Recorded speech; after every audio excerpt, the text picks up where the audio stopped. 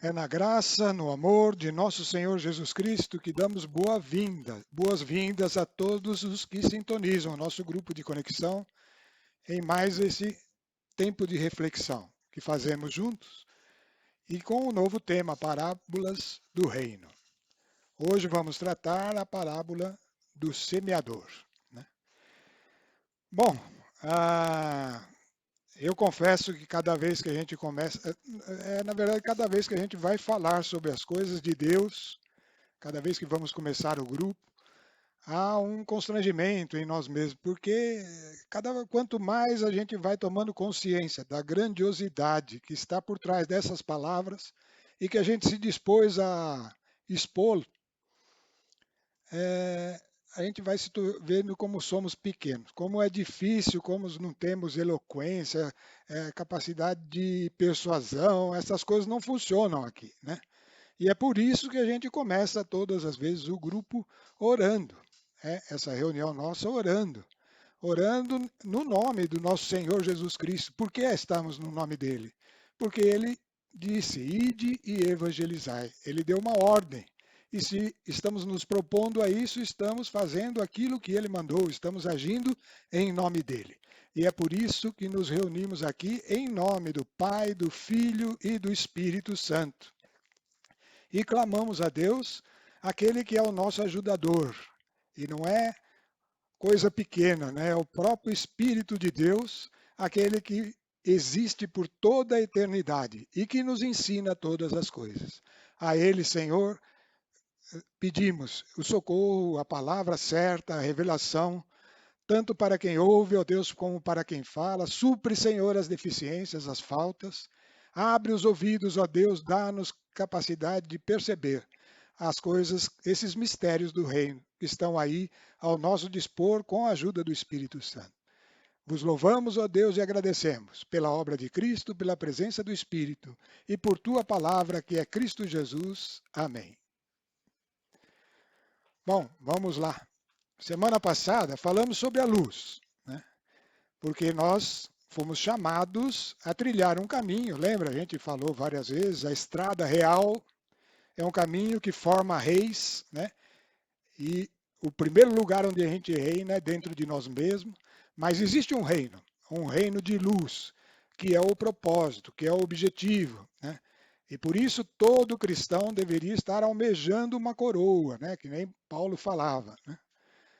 E, e nesse caminho é que nós temos que buscar essa ajuda do Espírito e, ao mesmo tempo, essa luz, né? Aquela luz. Vemos que esse reino é um reino de luz e que aquele que segue Jesus não anda em trevas, mas anda na luz, a luz da vida, né? Então, essa luz tem sido o nosso propósito, o nosso objetivo. Luz é esclarecimento, luz é vida, luz é entendimento. Tudo isso nós precisamos, porque estamos tratando de mistérios, né? E esse período de permanência da luz na Terra, ele tem um limite, né? Nós pusemos aí na tela o Mateus 24, se você procurar ver lá, o capítulo 24 é um sermão profético que Jesus fez para os discípulos, né? E lá ele dizia: este evangelho, a boa notícia do reino, esse reino aí que eu estou falando, né, que eu falei agora, será pregado pelo mundo inteiro. Então ele ainda está acontecendo isso, né? Para servir de testemunho a todas as nações, ou seja, para ficar patente que todos estavam, que a luz estava aí brilhando. E depois então chegará o fim, né? Teve uma passagem que eu pus aí na tela do cego de nascença, onde que representa a possibilidade de qualquer homem, mesmo que nasce sem poder ver as coisas de Deus, ah, vir a receber a cura dessa cegueira por meio de Jesus Cristo. Nessa passagem, Jesus diz assim: enquanto for dia, ou seja, no tempo que nós vivemos, ainda é dia, a luz está aí, cumpre-se terminar as obras daquele que me enviou. Virá a noite, na qual ninguém pode trabalhar. Então, escutem bem, virá a noite. Essa noite, a gente já tratou dela quando estudou o Apocalipse, outros textos que a gente falou, né? Essa noite é o dia em que vai se estabelecer sobre este globo terrestre, sobre todo este planeta, a abominação da desolação. E que aqueles que estão em Cristo terão que se desprender totalmente do vínculo com o mundo, porque já não tem mais luz no mundo, já não tem mais, né? Então virá a noite e nesse período não dá para trabalhar. Aí ninguém vai estar pregando em nome de Jesus. O mundo vai fechar as portas a isso. Mas enquanto isso não acontece, está escrito aí: enquanto estou no mundo, sou a luz do mundo. É maravilhoso isso para nós e é esta luz que nós falamos que é preciso encontrar. E para revelar este reino de luz, Jesus usou algumas comparações que trazem dentro delas, contida nelas, revelações de mistérios extraordinários desse reino de luz. Então vamos lá. São as parábolas, né? Lá em Mateus 13, de 11 a 17, é o texto que está na tela, né? Nós vamos ler aí com calma para ver o que eram essas parábolas, né? Esse texto, no versículo 11, é uma resposta, começa uma resposta aí, que Jesus está dando aos discípulos, que eles estranharam quando lá no Sermão da Montanha, no Sermão da Montanha não, quando Jesus começou a pregar por uma multidão que estava junto deles, próximo do mar da Galileia, né? Começou a pregar e falava em parábolas, né? E eles perguntaram, Senhor, por que você fala em parábolas com eles, né? E ele respondeu, a resposta está aí, ó. Porque a vós é dado compreender os mistérios do reino dos céus. Então, as parábolas trazem ensinamento, a primeira frase já tem um conteúdo importante. As parábolas trazem ensinamento que nos levam a compreender os mistérios do reino dos céus. Isso é uma expectativa muito grande para nós, né? Mas a eles não. É uma frase que a gente fica, opa, mas o que significa isso? E aí ele continua: ao que tem, se lhe dará, e terá em abundância. Mas ao que não tem, será tirado até mesmo o que tem. Eis porque lhes falo em parábolas, para que vendo não vejam, ouvindo não ouçam, nem compreendam. Assim se cumpre para eles o que foi dito pelo profeta Isaías. Então tem um grupo de homens para os quais o profeta Isaías profetizou. Quem são esses? O que o profeta Isaías disse? Ouvireis com vossos ouvidos e não entendereis. Olhareis com os vossos olhos e não vereis. Aí vem a resposta. Por que isso?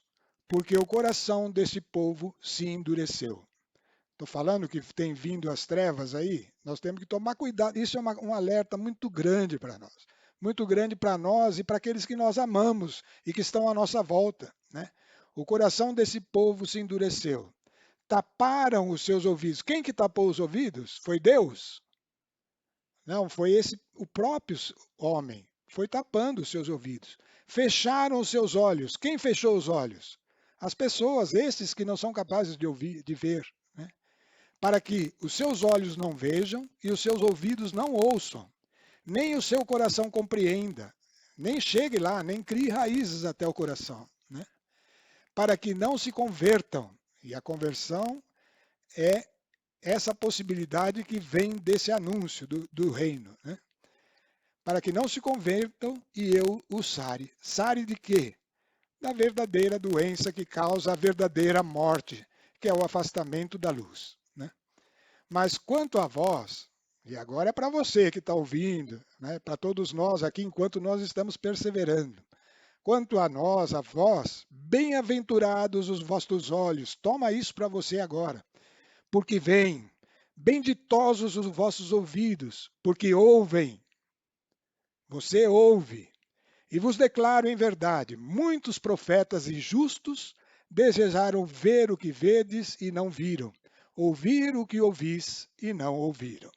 Então, depois de um começo extraordinário desse, que nós temos por parte da palavra de Jesus Cristo, Então, agora sim, nós vamos entrar no que seriam essas parábolas que nos leva a compreender mistérios do reino dos céus. Vamos começar, então, o assunto, né? Essas parábolas, elas estão distribuídas aí em 3 dos evangelhos, né? Nós vamos ver logo na próxima tela. Os 3 evangelhos são de Mateus, Marcos e Lucas. E no evangelho de João, praticamente não existem as parábolas, né? É um evangelho voltado para uma outra revelação de Cristo, que é tão intensa para nós e que a gente tem usado tanto, mas nesses 3 evangelhos existem as parábolas, né? Então, nesse texto de Marcos, tem algumas coisas que não estão nos outros 2 e que são no início desse momento de revelar, de manifestar o ensinamento por parábolas que Jesus fez. E é por isso que eu pus aí na tela, né? Jesus pôs-se novamente a ensinar à beira-mar. Então, é naquele lugar que nós vamos ver que ele trabalhou, né? E aglomerou-se junto dele tão grande multidão que teve de entrar numa barca, né? A barca estava no mar e ele entrou na barca. Jesus estava na barca na beira do mar. E toda a multidão ficou na terra, na praia, próximo do mar, né?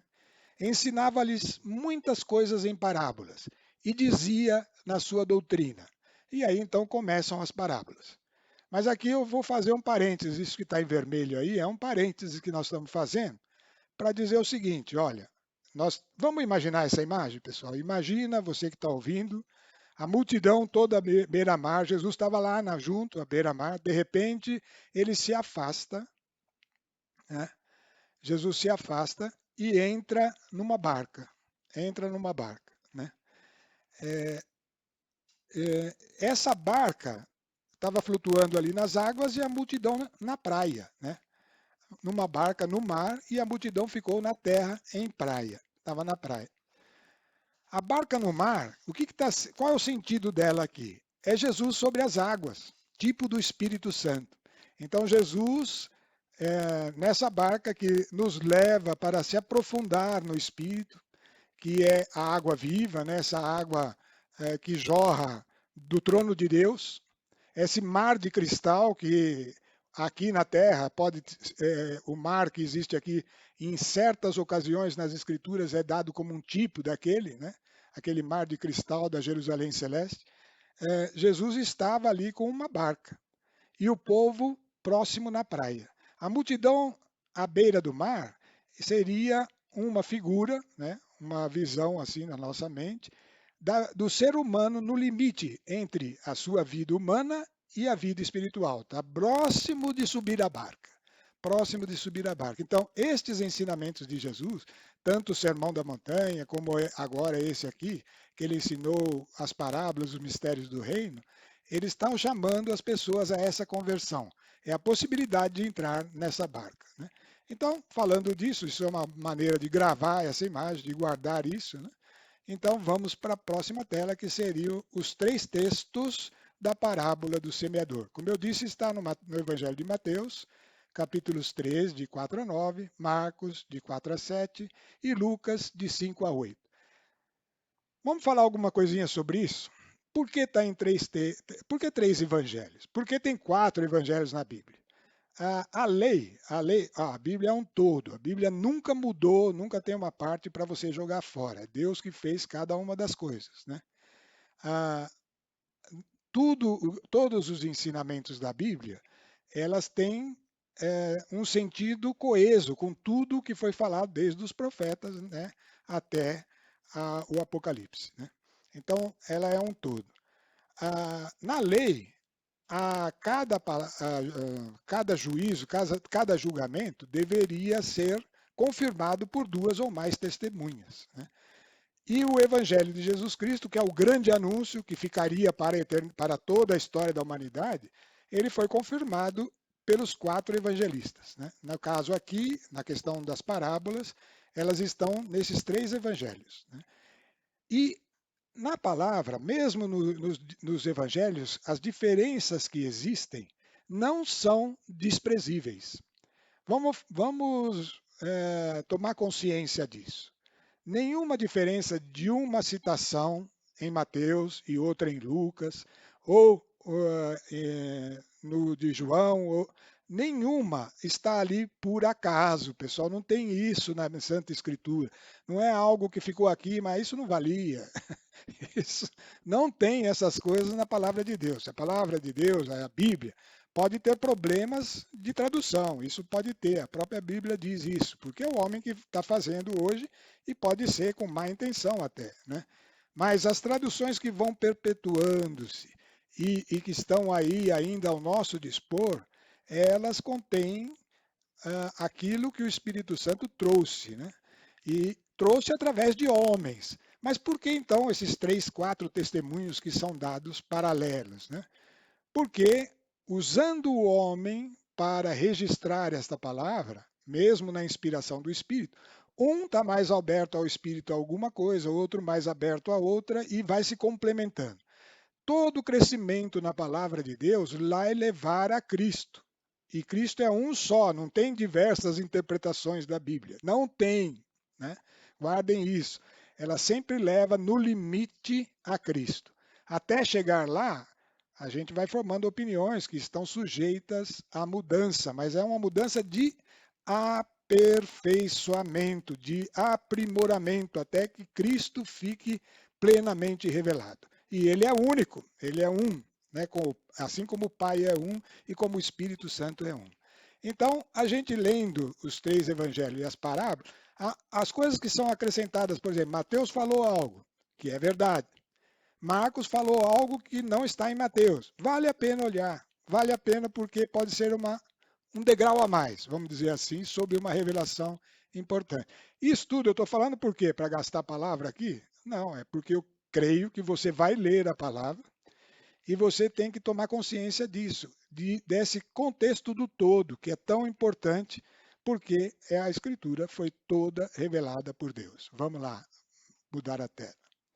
Então, quando nós estivermos falando aqui da parábola do semeador, ela está dividida em 4 partes, né? E nós vamos sempre usar primeiro o texto de Mateus. Porque ser o primeiro evangelho eu usei ele, tá? Não tem nenhuma razão especial para isso. O texto de Mateus e vou complementar com alguma variação que tem no de Marcos, porque a variação ajuda, e que tem no de Lucas, eventualmente, porque a variação ajuda. Em casos que são praticamente idênticos, né? Ou seja, são as mesmas palavras, talvez sinônimos, aí eu não pus aqui. Mas o que der algum sentidozinho a mais, alguma coisinha acrescentada, é bom levar em conta. Não está lá à toa, né? Então vamos lá. Primeira parte da parábola do semeador. Eu dividi ela nos temas, né? Porque o semeador, ele semeou em 4 aspectos. E o primeiro aspecto é a beira ou ao longo do caminho, que está em Mateus 13, versículos 3 e 4. Então, ali estava falando de Jesus e que ele ensinava aquela multidão que estava ali na praia e ele na barca, lembra? E seus discursos foram uma série de parábolas. Disse ele: um semeador saiu a semear, e semeando, parte da semente caiu ao longo do caminho. Então, ele semeou e parte da semente caiu ao longo de um caminho. Os pássaros vieram e comeram. Comeram o quê? Comeram as sementes, né? Em Marcos, o texto é bem similar, mas ele fala assim: enquanto lançava a semente, aquele semeador, uma parte caiu à beira do caminho. Lá falou ao longo do caminho e aqui à beira do caminho. Então, isso nos dá a ideia de 2 condições que podem acontecer. Uma coisa que foi deixada de lado ou uma coisa que foi deixada para trás ao longo do caminho, né? Então, nos 2 casos, o que aconteceu é que vieram os pássaros vieram e comeram. No caso de Marco, ele fala as aves vieram e comeram, tá? Então estamos entendendo aí. Por enquanto nós só estamos entendendo o que está dizendo a passagem, tá? Lucas acrescentou o quê?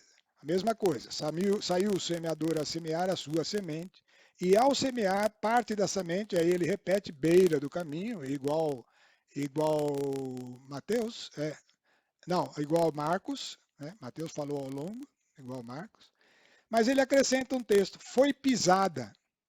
E aí então complementa, as aves do céu a comeram, né? Então lá falou os pássaros, aqui falou as aves, e aqui ele acrescentou aves do céu, né? E foi pisada. Mais um detalhe. Então nós estamos vendo que essas sementes se perderam, né? Porque foram recebidas quando foram lançadas e caíram em um caminho que já existia. Ao longo desse caminho, elas foram ficando para trás, à beira do caminho tiveram acesso os animais para comê-la, assim como aquilo que ficou para trás, né? E no terceiro caso ainda fala que ela foi pisada, ou seja, tal era a desatenção que ela foi pisada e ficou escondida, né? Então, isso é o que está dizendo sobre o semeador que lançou a semente ao longo ou à beira do caminho. Esse é o nome que está aí em cima. Beira ou longo do caminho. Primeira parte da parábola do semeador, é a primeira. Vamos para a segunda. Aí, a segunda eu estou chamando de solo pedregoso ou de pedregulho, simplesmente, que é a variação que tem entre Mateus e Lucas. A parte de Marcos é praticamente sinônimo da de Mateus, né? Então ele diz, outra parte da semente que o semeador estava lançando caiu em solo pedregoso, onde não havia muita terra. Ele explica o que era o solo pedregoso. E nasceu logo. Então, outra informação importante, a semente nasceu logo. Nós vamos ver aqui já uma diferença da anterior, porque a anterior nenhuma semente chegou a nascer, não deu tempo, né? As aves vieram e comeram, né? Nasceu logo porque a terra era pouco profunda. Aqui é um ensinamento. A terra pouco profunda, a semente nasce logo. Na verdade, quando você põe uma semente muito próximo da superfície, né, ela tende a brotar e aparecer logo, mas daí para frente tem um problema lá. Logo, porém, que o sol nasceu, queimou-se por falta de raízes, por falta de profundidade. Mas essas raízes têm uma finalidade importante que Lucas trouxe. Outra caiu no pedregulho. Pedregulho é a terra cheia de pedras, né? É a mesma coisa que solo pedregoso, mas ele determinou o pedregulho mesmo, né? E tendo nascido, secou. E aí ele explica o que significa a falta de raízes, né? Falta umidade, ela não tem como extrair do solo umidade para resistir ao calor do sol. Olha que esse sol é importante, hein, pessoal? Sem o sol não tem crescimento da planta, não. Ela está procurando o sol.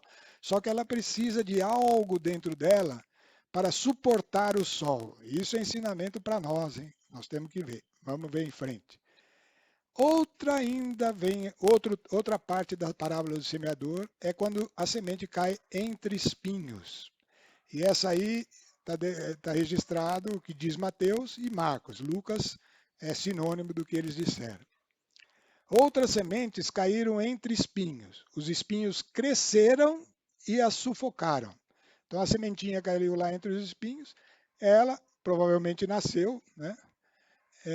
Mas os espinhos cresceram muito mais e a sufocaram, né? Marcos diz assim, outra parte caiu entre espinhos, esses cresceram, então essa informação de crescer os espinhos é pertinente, ela é importante para que a semente não desenvolva, sufocaram e o grão não deu fruto. Então aqui tem um detalhe importante. Na primeira não fala que a semente morreu. Na segunda, ela não morreu, ficou claro que não morreu. O problema dela foi não dar fruto. Então, os espinhos, que nós vamos precisar saber o que é, né? Eles são oposição à possibilidade de dar frutos, né? Vamos ver a última aí. Já chegamos aqui na terra boa, né? Então, essa é a quarta parte da parábola do semeador. Outras, enfim, finalmente, caíram em terra boa. Deram frutos, 100 por 1, 60 por 1, 30 por 1. E aí, pessoal, Jesus dá um aviso importante. Aquele que tem ouvidos, ouça. Bom, nós vimos no começo: ditosos os vossos olhos porque veem, os vossos ouvidos porque ouvem. Você que está ouvindo, você tem ouvidos. Então ouça. Esse ouvir, esse pôr o ouvido para ouvir, é parte nossa, né? É parte nossa. Mas tudo bem, vamos falar disso. Então, outras, enfim, caíram em terra boa, deram frutos. E ó, como que deu os frutos? 100 por 1, 60 por 1, 30 por 1. Marcos acrescentou o quê? Outra caiu em terra boa e deu fruto. Mesma coisa. Cresceu e desenvolvesse. Para dar fruto, precisa crescer e desenvolver-se. Uma informação importante para o cristão. Ele precisa crescer e não adianta querer dar fruto no primeiro dia. Não vai dar, né? Aí, quando cresceu e desenvolveu-se, um grão rendeu 30, outro 60 e outro 100. Então, uma sementinha acabou rendendo 30, outra rendeu 60 e outra rendeu 100. E dizia: quem tem ouvidos para ouvir, ouça. Vem Lucas e acrescentou o quê? Outra, porém, caiu em terra boa, tendo crescido, a mesma coisa, precisa crescer, produziu frutos, 100 por 1. 100 por 1, esse já falou só do máximo, 100 por 1. Dito isso, Jesus acrescentou e ele pôs uma informação que é importante para nós. Alteando a voz. Quem tem ouvidos para ouvir, é quase um clamor, hein, pessoal? Quem tem ouvidos para ouvir, ouça. Então, nós vimos aí os textos da palavra do semeador, aquilo que tinha ficado como o anúncio, simplesmente. Mas algumas parábolas, Jesus fez questão de trazer o sentido dela para os discípulos. E é para os discípulos, isso também é ensinamento, é ensinamento para nós. É para aqueles que se propõem a segui-los. Esse ensinamento para os discípulos foi dado em algumas só. Por que em algumas? Né? Porque os discípulos foram para ele e falaram: ó, mas o que quer dizer essa parábola aí? E aí, acho que está na próxima tela, e Jesus acrescentou para eles assim: não entendeis essa parábola? Ele colocou isso como uma pergunta para provocar eles. Como entendereis então todas as outras? Né? E aí ele começa a explicar. Eis o que significa parábola, e a primeira coisa que ele diz, que está lá em Lucas 8:11, é: a semente é a palavra de Deus. Essa é a primeira revelação que ele dá sobre as parábolas, as 4 textos da parábola do semeador. Né? A semente é a palavra de Deus. Então, ele espera que a gente entenda a parábola, ou pelo menos que com aquelas parábolas que ele trouxe a explicação, a partir delas nós sejamos exercitados para entender todas as outras. Usar os mesmos métodos para entender todas as outras. Sozinho é mais complicado para nós. Não é impossível porque nós temos um ajudador. Mas é bom que a gente veja essas explicações, porque elas dão o norte, a direção de como a gente vai entendendo as parábolas. Né? Então vamos lá nas explicações. Novamente, nós tivemos que fazer o mesmo sistema. Né? Cada uma das explicações a gente pegou do texto de Mateus, teve um caso que acho que eu peguei do de Marcos, que estava mais completo, né? E acrescentei detalhes dos outros textos que não estavam ao pé da letra, conforme o texto escolhido como primeiro aí. Né? Então vamos lá. Longo do caminho de novo. Beira ou longo do caminho. Né? Aí Jesus está dando a explicação. Não sou eu agora, é Jesus mesmo, hein, pessoal? Ele. Ouvi, pois, o sentido da parábola do semeador. Quando um homem ouve a palavra do reino e não entende, o maligno vem e arranca o que foi semeado no seu coração.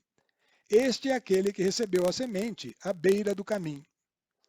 Em Lucas 8, fala essa mesma explicação de Jesus com algumas coisas acrescentadas. Os que estão à beira do caminho são aqueles que ouvem. Lá falou não entende, aqui falou ouvem. Aquele também ouviu, só que não entendeu. Esse ouve, mas aí está implícito que se lá não entendeu e foi retirado, aqui ouviu, mas é a mesma coisa que aquele. Mas depois vem o demônio e lhe tira a palavra do coração, para que não creiam nem se salvem. Então, essa semente é semente de que vai gerar fé ou perdição, se a pessoa deixar passar sem acolhê-la, né? Sem dar aqueles passos que estão escritos, que nós lemos anteriormente. Então, importante, a semente não é algo para ficar lá lançado do lado, à beira do caminho, nem sem tomar atenção por ela, né?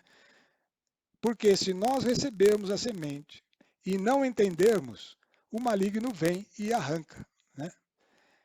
Ouvir como se fosse algo que passou, ou ouvi, achei bacana, mas já estou andando, não quero parar naquele assunto, o demônio vem e tira a palavra do coração, não há possibilidade de crer, nem de se salvar. Então, é algo grave, né? É algo que a gente precisa tomar atenção quanto à palavra de Deus, né?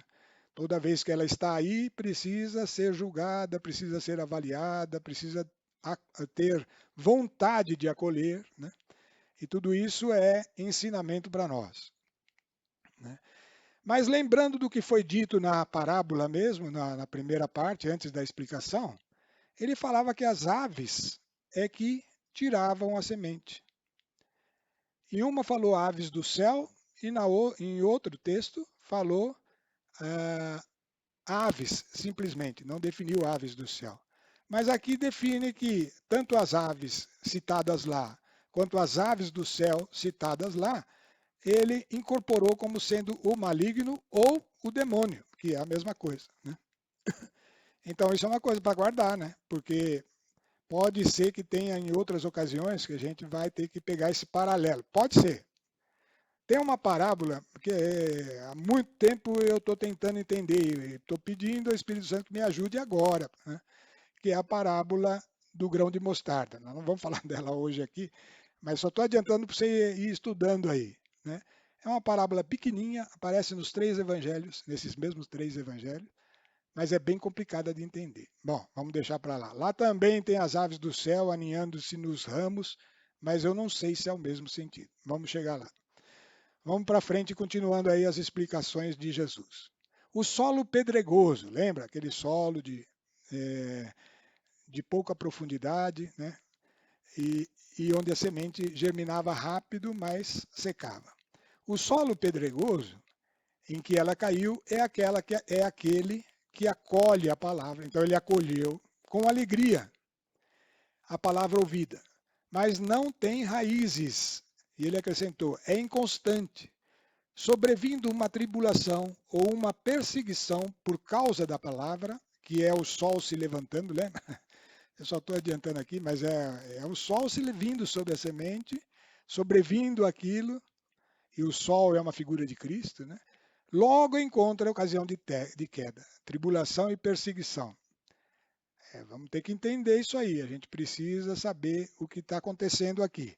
Uma coisa é certa, ele acolheu a palavra, e até com alegria, mas é aquela alegria do imediatista. Que legal, não sei o que, tudo, mas não tem, não deu aquela importância de se debruçar sobre aquilo como uma terra boa acolhendo, esperar o tempo, né? É isso que é o detalhe aí que precisa chamar a atenção. Lucas acrescenta o que em relação a Mateus? Aqueles que recebem solo pedregoso são os ouvintes da palavra de Deus que acolhem com alegria, mesma coisa, entusiasmado, cheio de alegria momentânea, mas não tem raiz e creem até certo tempo. Eles até creem. Acolheu, né? Acolheu, começou a crer. Tá? Então, acolhimento é quando a gente começa a dar valor para aquilo. Mas não foi com aquele cuidado, com aquela vontade de reter. Reter para que cresça, para que se aprofunde, né? Porque creem até certo tempo. E na hora da aprovação, o sol se levantando, a abandonam, deixam a palavra. Então, O segundo caso aí, o solo pedregoso, tanto quanto o primeiro, que foi lançado à beira do caminho ou ao longo do caminho. Os dois casos, a sementinha lançada, pessoal, não nasceu, não nasceu. Vamos em frente. Entre espinhos. Então tem aí variações entre o Evangelho de Mateus, de Marcos e de Lucas. O terreno que recebeu a semente entre espinhos representa aquele que ouviu bem a palavra. Esse ouviu direito. Mas nele os cuidados do mundo, as seduções da riqueza, a sufocam e a tornam infrutuosa. Então, esse aí ouviu bem, ouviu bem. Vamos ver o que fala Marcos. Ele também fala que ouviu bem, mas a variação está no que foi causa de queda para esse aí. Os cuidados do mundo, sedução das riquezas, a sufoco e torna infrutuosa. Em Marcos está como?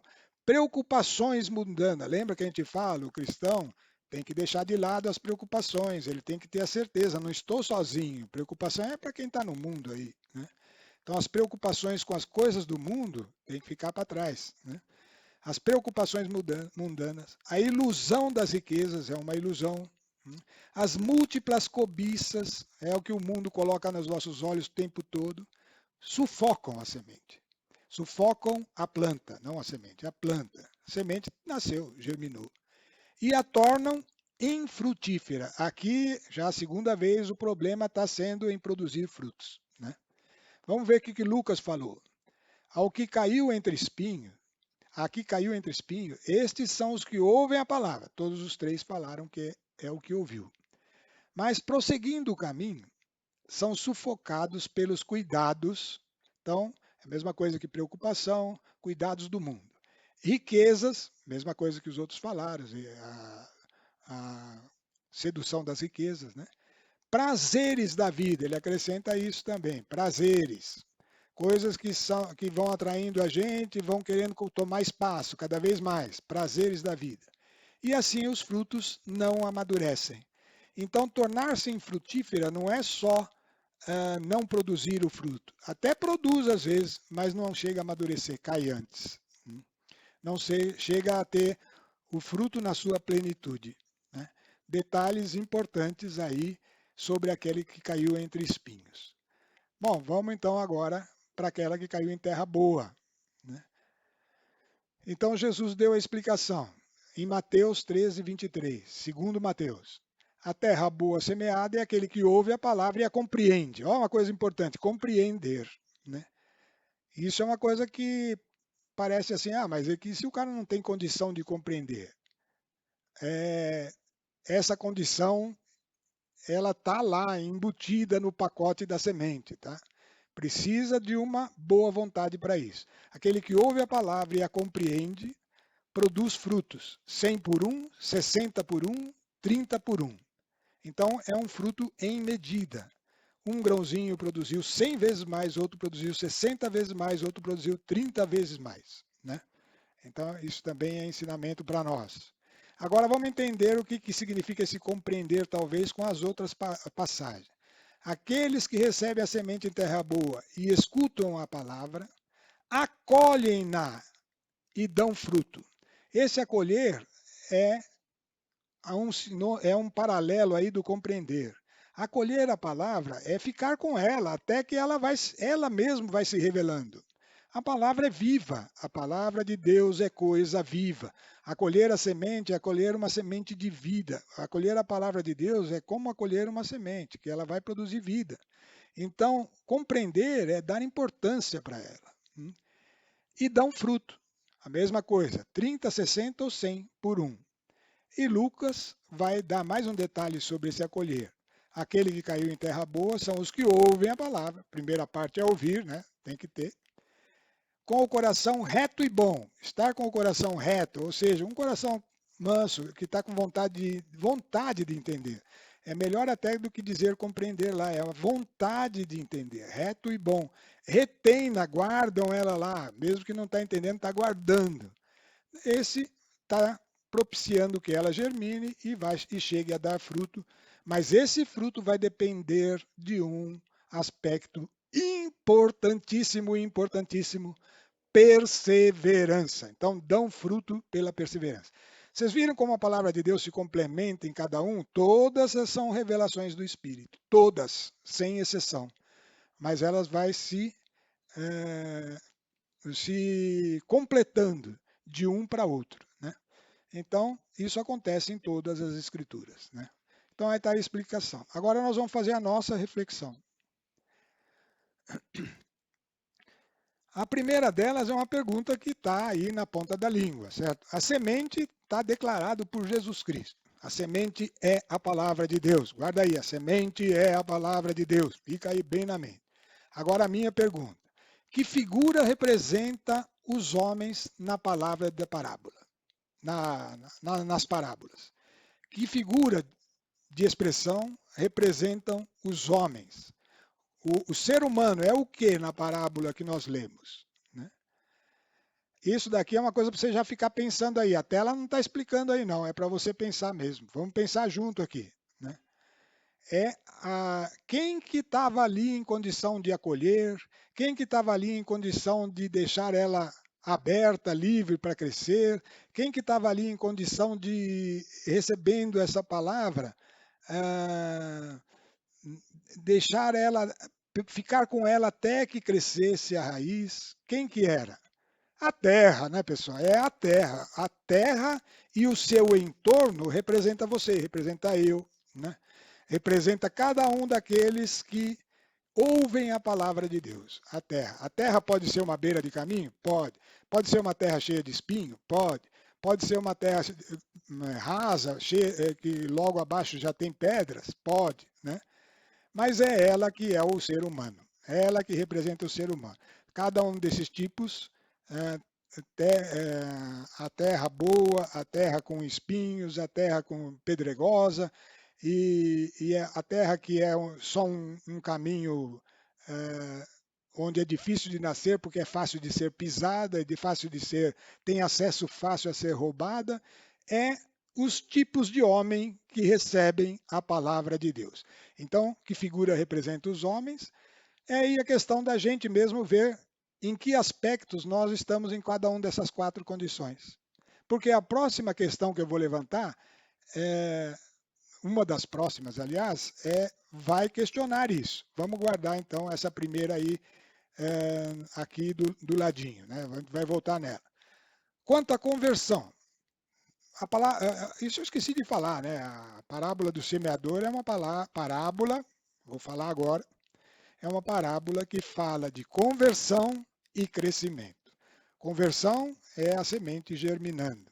Aliás, fala até mais, né? Fala do anúncio, que é a semente lançada, fala da conversão, que só vem quando a semente é lançada, e fala do germinar e crescer e dar frutos, que é todo o processo do cristão.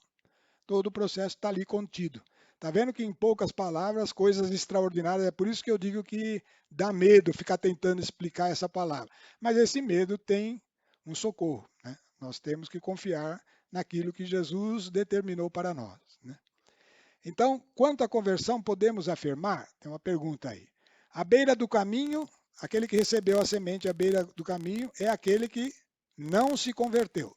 Então, a semente que caiu à beira do caminho não gerou conversão. O solo pedregoso é aquele que se converteu, mas não permaneceu, mas depois desistiu. É ou não é? Isso é claro lá, né? Aquela que caiu entre espinhos é a terra, né? É o homem que converteu-se e não desistiu. Esse não desistiu, não. Mas tem outro perigo, você vê que coisa? Porém, não se transformou. A gente tem pregado, tem insistido, tem falado e nós também temos nos exercitado pessoalmente para que haja transformação em nós. Porque a transformação são os frutos, né? Ele não se transformou conforme a natureza de Cristo. Então, esse é o terceiro nível de perigo, né? Os dois primeiros são mais graves, né? Não se converteu, o outro converteu e desistiu, largou.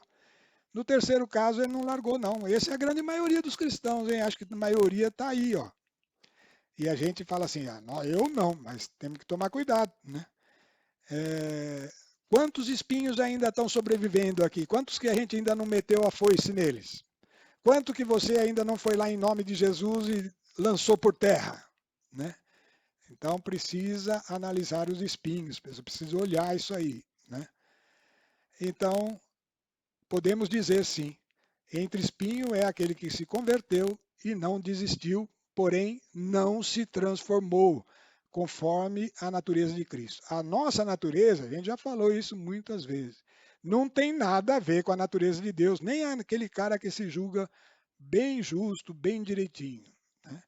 Esse aí ainda está mais longe ainda, porque ele não tem chance de reconhecer os erros, né?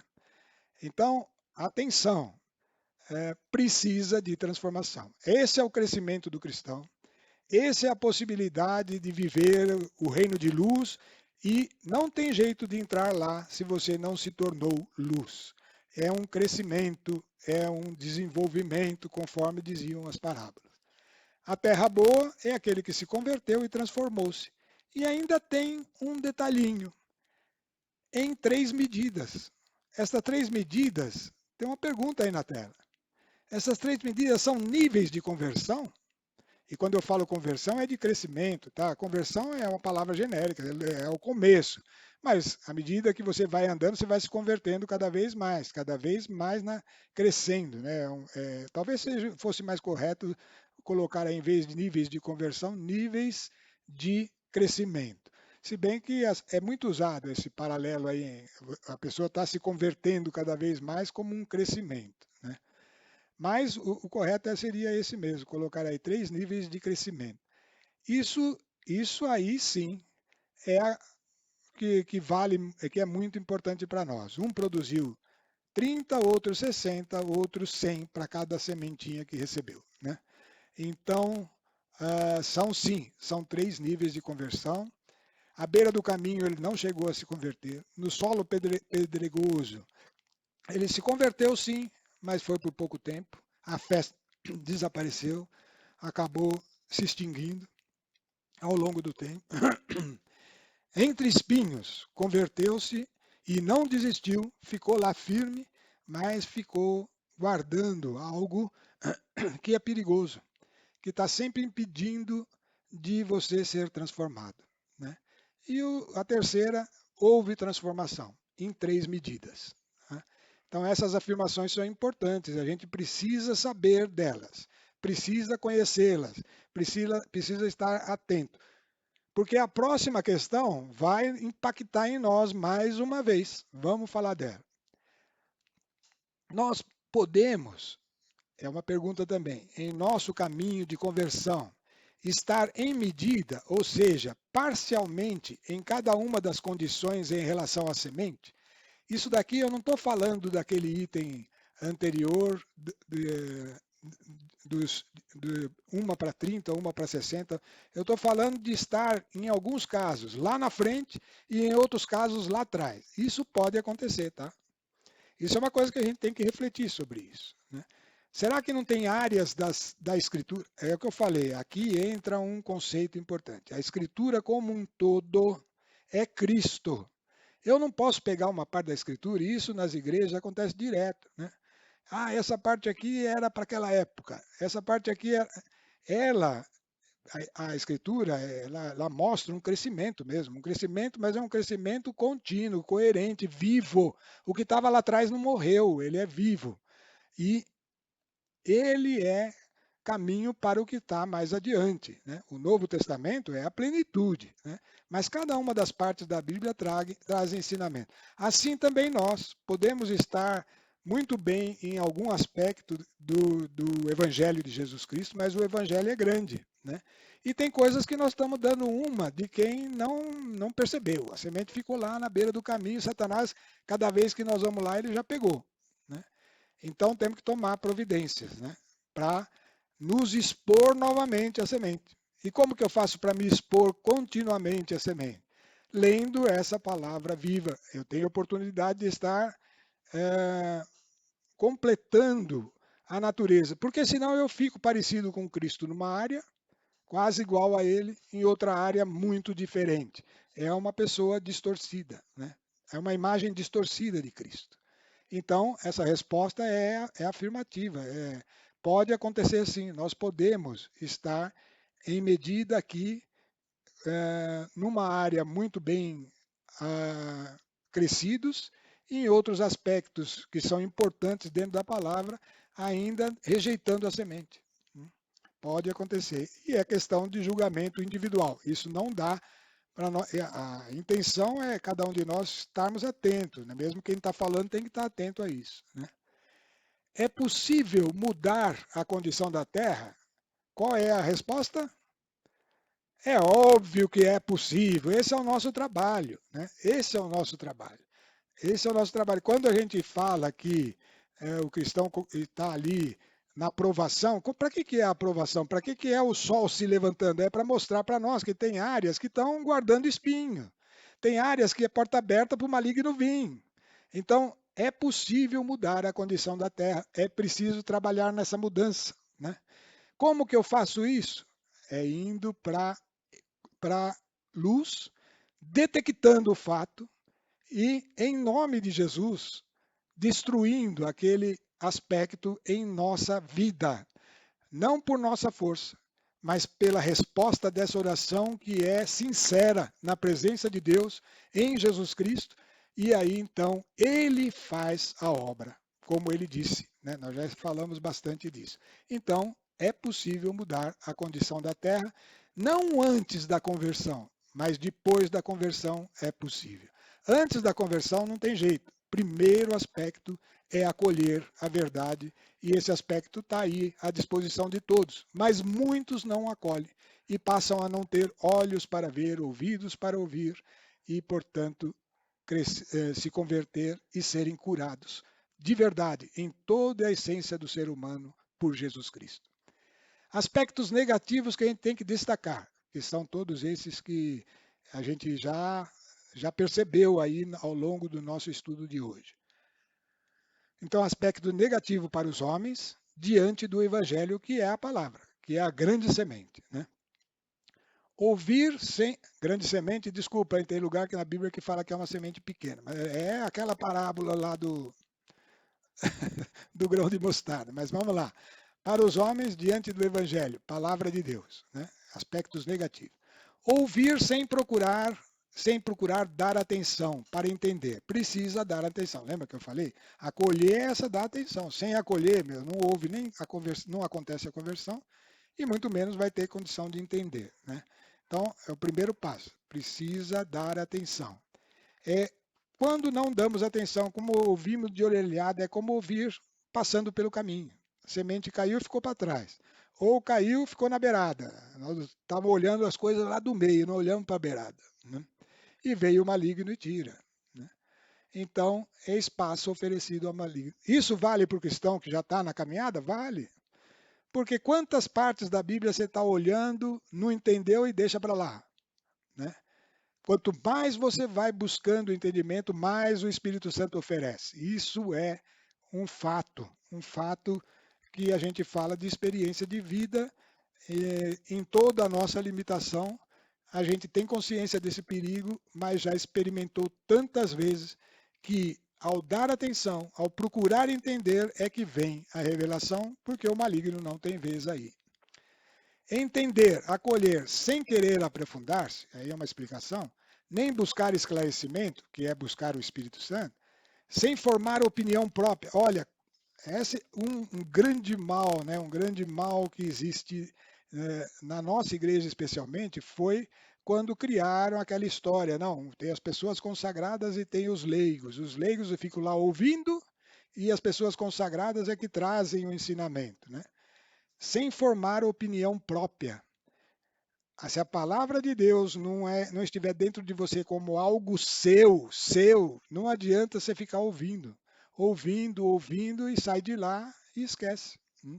Não tem opinião própria sobre ela. Precisa questionar e precisa ter o todo, porque o todo da palavra é que nos ajuda cada vez mais a tomar consciência da verdade e poder ter firmeza de fé. A fé vem daí, ó.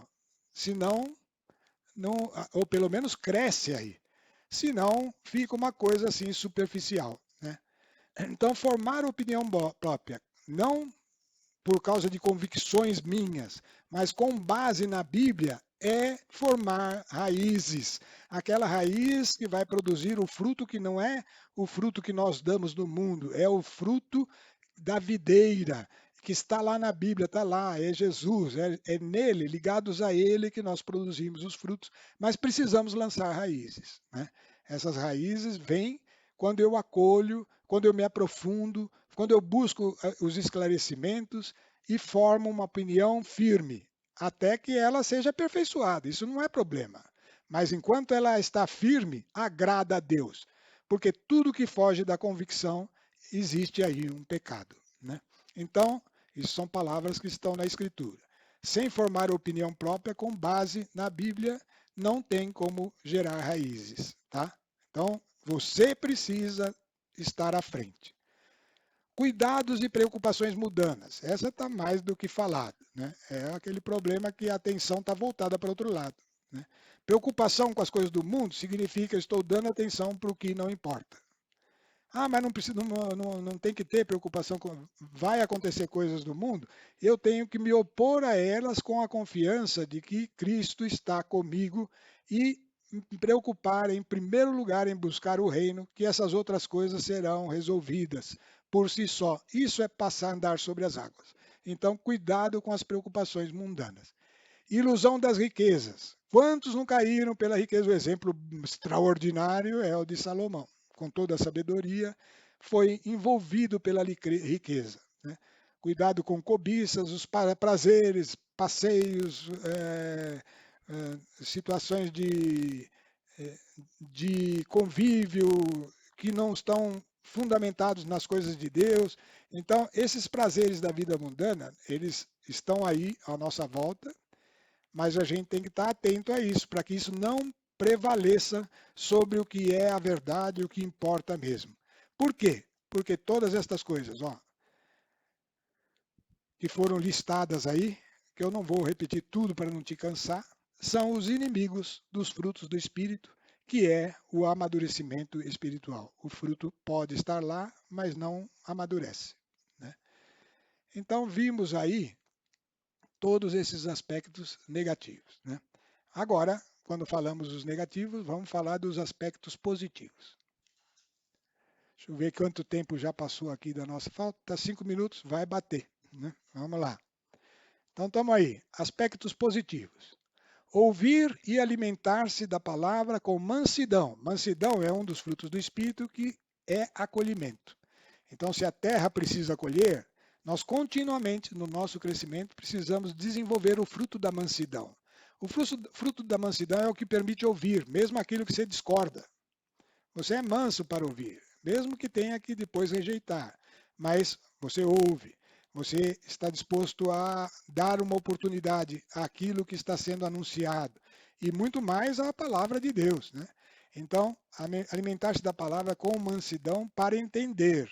Entender é acolher, né? Formar opinião. Essa opinião pode ser crescente, mas tem que ter a opinião. E renovar-se pela perseverança. O que é a perseverança? Perseverança é aquele de você vencer aquela fase, e isso acontece progressivamente, né, na história do cristão, em que o sol se levanta sobre o brotinho que está nascendo. A perseverança é que vai fazer você superar isso.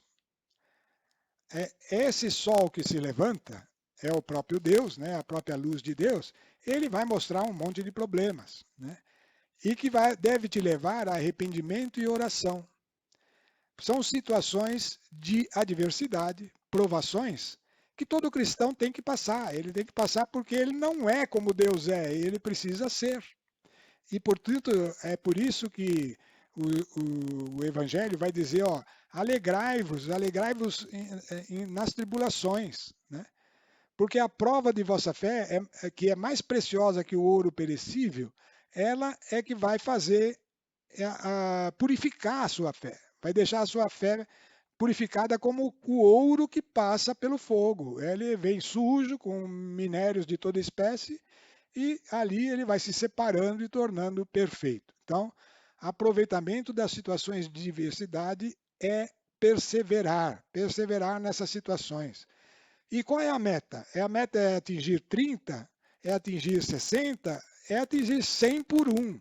Essa seria a meta, aquela que Paulo falou: já não sou eu que vivo, é Cristo que vive em mim. Aí sim, né, teria que chegar lá. As pessoas até se mostram uma certa modéstia, falam, eu não estou nesse nível, mas ó, eu estou trabalhando aqui, tudo bem, estar trabalhando é bom, mas tem que ter essa meta, né? Não pode ficar acomodado, não, eu já está bom aqui, já está bom, pode dar diferenças lá no reino, tá? E vale a pena buscar a meta de 100 por um, né? Então, essa meta é o nosso propósito.